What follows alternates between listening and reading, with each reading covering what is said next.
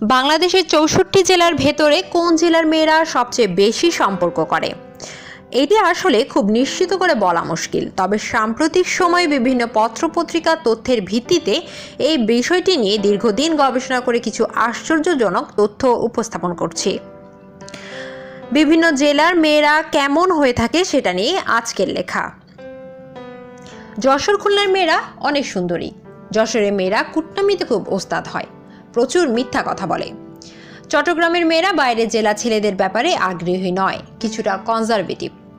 সিলেটি মেয়েরা পর্দাশীল বেশি। সিলেটি মেয়েরা সাধারণত বাইরের জেলার ছেলেদেরকে বিয়ে করতে চায় না, আত্মীয়দের মধ্যে থাকতে পছন্দ করে। খুলনার মেয়েরা স্বামীভক্ত, আর পুরান ঢাকার মেয়েরা খুবই দিলখুশ। উত্তরবঙ্গের মেয়েরা কোমলমতি হয় এবং বেকুব ও আনক্রিয়েটিভ। বরিশালের মেয়েরা একটু ঝগড়াটে, ভালো রাঁধুনি, ন্যাচারাল সুন্দরী, সংসারী এবং স্বামীভক্ত। ময়মনসিংহের মেয়েরা একটু বোকাশোকা, কেউ বা বদমাইশ, কেউ কেউ স্মার্ট এবং ডেয়ারিং। সিরাজগঞ্জের মেয়েরা ভালো যদি শান্তিতে ঘর করতে চান। বগুড়ার মেয়েরা ঝাল। কুষ্টিয়ার মেয়েরা অহংকারী, কিন্তু সেই তুলনায় গুণবতী নয়।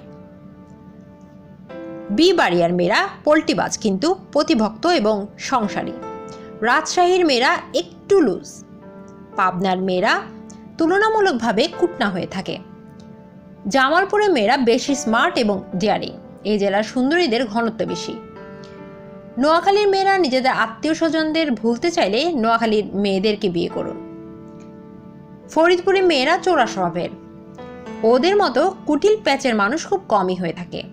টাঙ্গাইলের মেয়েরা খুবই ভালো, বান্ধবী হিসাবে বটে, পাত্রী হিসেবেও। নারায়ণগঞ্জের মেয়েরা অতিশয় ভালো এবং বদমাইশও বটে।